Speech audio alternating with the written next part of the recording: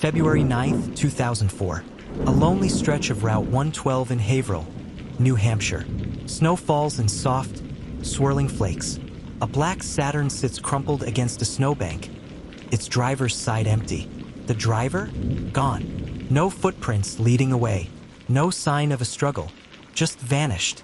This is the disappearance of Maura Murray, 21 years old, nursing student, beloved daughter and sister, and the center of a mystery that has baffled police, internet sleuths, and her own family for 2 decades.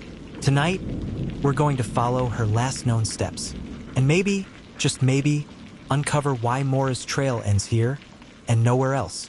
Maura Murray wasn't a drifter. She wasn't reckless.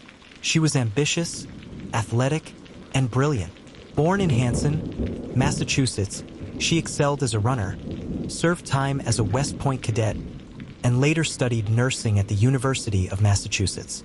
But in the days before her disappearance, something shifted. February 9th began with a string of unexplained moves. Emails to professors, saying she'd be out for a week for a family emergency, one her family never heard about. She withdrew $280 from an ATM, packed clothing, toiletries, textbooks, and a favorite stuffed toy. And by mid-afternoon, Maura was on the road, heading north toward New Hampshire's White Mountains. 7:27 p.m., a local resident, Faith Westman, calls 911 to report a car accident outside her home. A black Saturn, nose first in a snowbank. The driver? A young woman, alone. Minutes later, Butch Atwood, a school bus driver, stops to help. Maura refuses, saying she's already called AAA. There's just one problem. There's no cell service here. By 7:46 p.m., police arrive. The Saturn is still warm. Airbags deployed. Maura's belongings inside. But Maura herself is gone. From the moment Maura vanished, 3 theories have dominated the conversation. 1. She left voluntarily to start a new life.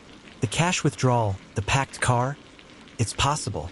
But why disappear into freezing wilderness without telling anyone? 2. She met with foul play.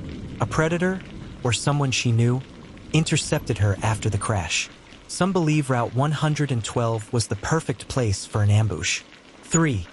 She died accidentally in the elements. Perhaps she wandered off, disoriented, and succumbed to the cold. But exhaustive searches, dogs, helicopters, hundreds of volunteers, turned up nothing. Then there's the rumor. Less than a mile from the crash site stood a house. A witness claimed that on the night of February 9th, they heard frantic banging and muffled cries coming from its basement. Police didn't search that basement until years later. By then, if there had been evidence, it was long gone. Maura's computer search history revealed she'd been looking at rental cabins in New Hampshire and Vermont. But there was something else, a search for alcohol effects on unborn fetus. Was she pregnant? Friends say no, but the search has fueled speculation for years. Then a phone call. Maura's father received a voicemail from a muffled voice whispering, "Help me." The call came from a motel just miles away, but no one there was registered under Maura's name. 2 decades have passed. Every February, strangers leave flowers at the crash site. Online forums dissect every frame of her last known appearances. In 2019, cadaver dogs signaled on the foundation of that suspicious house. Ground-penetrating radar found an anomaly, but when it was dug up, nothing. Maura Murray's disappearance is a puzzle with too many missing pieces. Was she running from something? Toward something? Or did she meet a fate she never saw coming? Somewhere, someone knows the truth.